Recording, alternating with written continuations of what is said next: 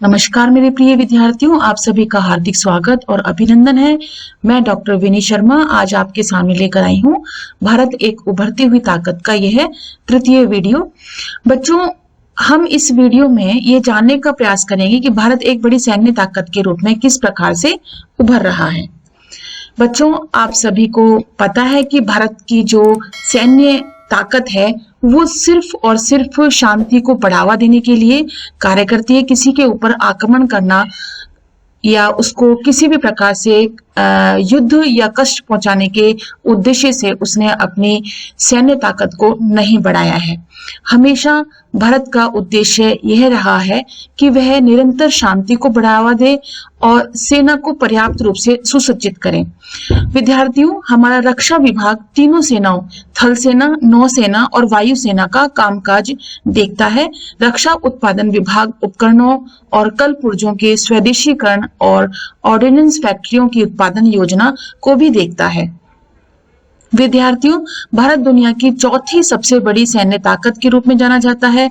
उच्च तकनीक वाले हथियार हम मुख्य रूप से अमेरिका, इजराइल, फ्रांस, रूस से खरीदते रहे हैं, पर दुनिया की इतनी बड़ी सैन्य ताकत सैनिक साजो सामान के लिए हमेशा आयात पर निर्भर नहीं रहा जा सकता।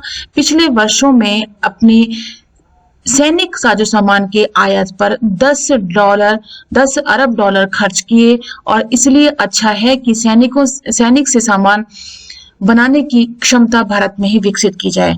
तो ज्यादा से ज्यादा हमारे लिए क्या अच्छा रहेगा कि हम अपने सैन्य सामानों को भारत में ही बनाने का प्रयास करें। संयुक्त नौसैनिक अभ्यास की दृष्टि से कि हमारा 90% व्यापार समुद्र के जरिए होता है।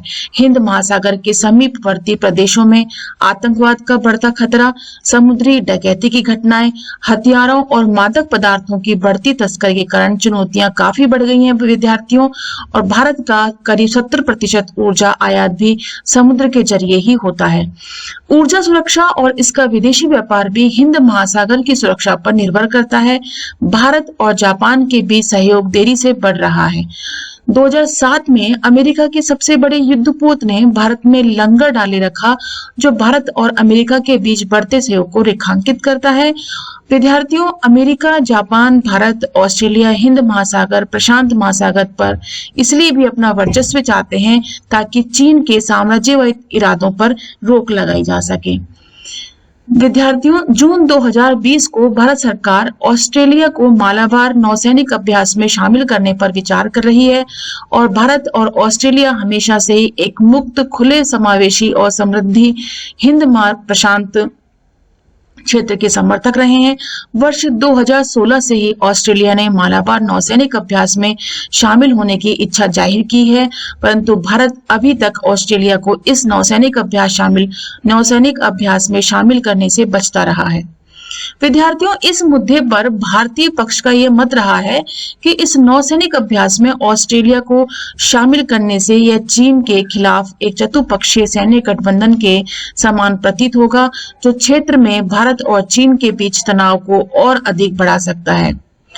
हालांकि विद्यार्थियों, इस बात की भी उम्मीद है कि हाल के दिनों में वास्तविक नियंत्रण रेखा पर चीन और भारत के बीच तनाव बढ़ने से यह निर्णय और बदल भी सकता है।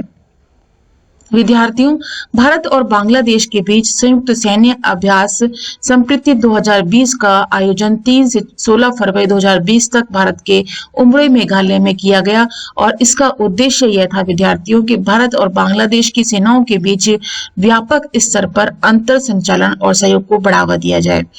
विद्यार्थियों, यह दोनों देशों के बीच नवा अभ्यास है और पहला अभ्यास वर्ष 2009 में किया गया था और यह अभ्यास दोनों देशों की आपसी साझेदारी, मजबूत सैन्य विश्वास और रणनीतिक सहयोग को सुनिश्चित करता है।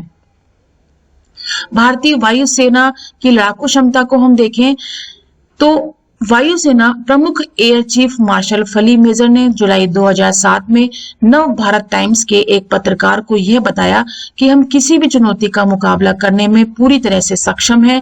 भारतीय वायुसेना अब एक परिपक्व अंतरिक्ष विमान की ताकत के तौर पर विकसित हो चुका है। हमारे शस्त्र भंडार में काफी उन्नत और सक्षम विमान है। वायुसेना के आधुनिकीकरण के लिए 2 स्तर पर कार्य चल रहे हैं। पहला स्तर है हवाई बेड़े में अधिक उन्नत तकनीक वाले हथियारों को शामिल करना, और दूसरा है पहले से मौजूद बेड़ों को आधुनिक प्रणाली में लैस करने का कार्य करना। मिग 21 और मिग 27, मिग 21 और मिग 27 और जगुआर विमानों को तो पहले ही आधुनिक बनाया जा चुका है विद्यार्थियों।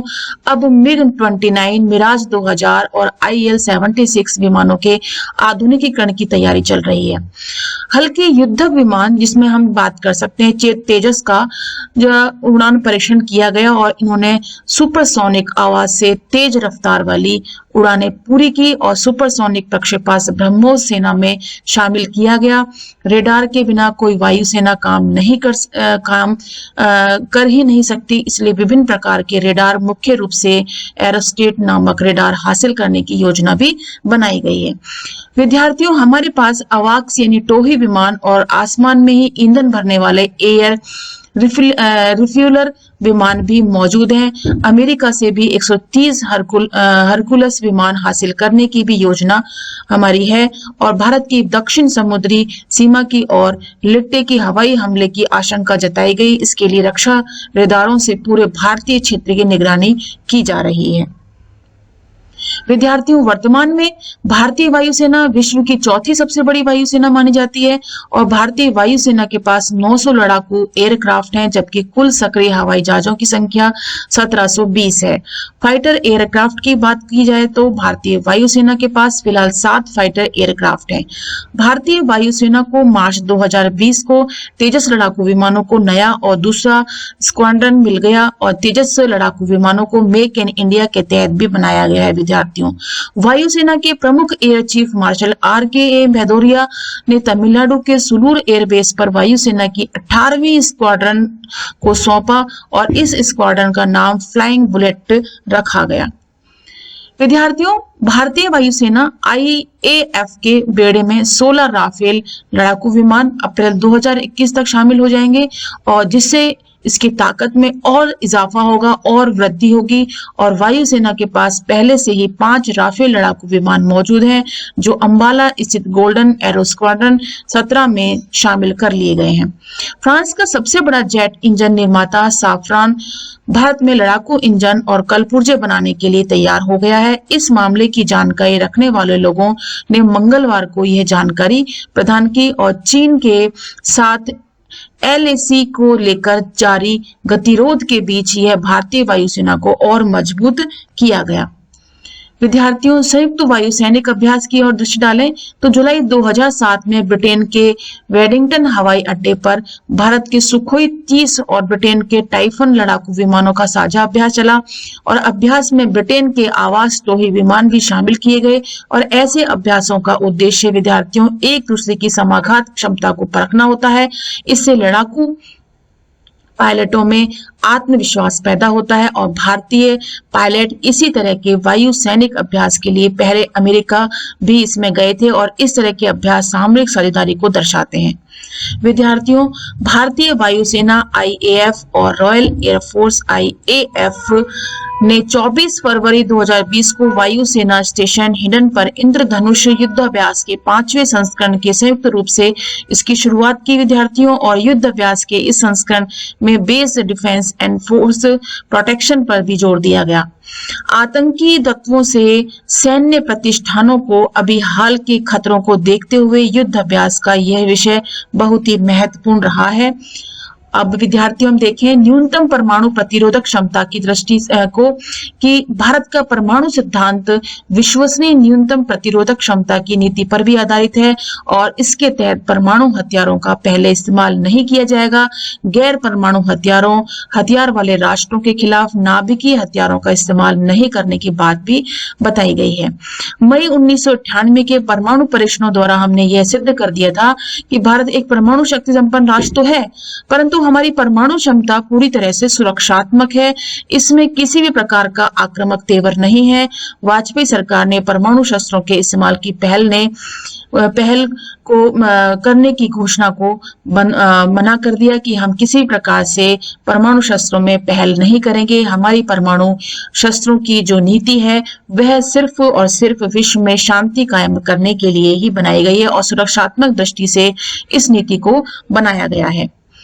विद्यार्थियों, शांति स्थापना प्रयासों में भारतीय सेना का क्या योगदान रहा है, इसको हम देखें तो भारत शायद एक अकेला विकासशील देश है जिसमें 1950 में उत्तरी कोरिया के आक्रमण को दबाने के लिए सेना भेजी गई और उस क्षेत्र में शांति स्थापित की गई। भारत ने 1960 में कांगो में संयुक्त राष्ट्र कार्यवाहियों में भाग लेने के लिए एक सैन्य दल भेजा और दिसंबर 1999 में मेजर जनरल वी.के. जेटली और सिएरा लियोन राष्ट्र शांति स्थापना दल का कमांडर बनाया गया और शांति स्थापना प्रयासों में भारत लगातार सबसे अधिक सैन्य बल का योगदान देने वाला देश रहा है। अब तक भारत लगभग 50 संयुक्त राष्ट्र शांति स्थापना प्रयासों में भाग ले चुका है। संयुक्त राष्ट्र के शांति अभियानों में भारत ने अपने जाबाज कमांडो को भी भेजा है और यह परंपरा अब भी जारी है विद्यार्थियों। और जैसे कि शांति सैनिकों की मांग लगातार बढ़ रही है, वर्तमान में उनकी तैनाती सर्वाधिक है। भारत संयुक्त राष्ट्र से अपने संबंधों को मजबूत करते हुए सैनिकों की बड़ी संख्या में मिशंस पर भी रहा है और विश्व के लिहाज से देखा जाए तो जून 2018 में शांति सेना में भारत का तीसरा सबसे अधिक सैन्य योगदान रहा है। दुनिया के अलग अलग देशों में भारत के 6000 से अधिक सैन्य कर्मी सेवारत हैं और मानव जीवन की रक्षा में तत्पर हैं। विद्यार्थियों, मैं आपसे उम्मीद करती हूँ कि इस वीडियो में दी गई जानकारी आपके लिए बहुत ही लाभदायक रहेगी और इसके साथ ही यह वीडियो यहीं समाप्त होता है। नेक्स्ट वीडियो में हम अगला विषय या इसका भाग 4 जो है हम लेकर के उपस्थित होंगे। तब तक के लिए हम आपसे विदा लेते हैं। Thank you so much.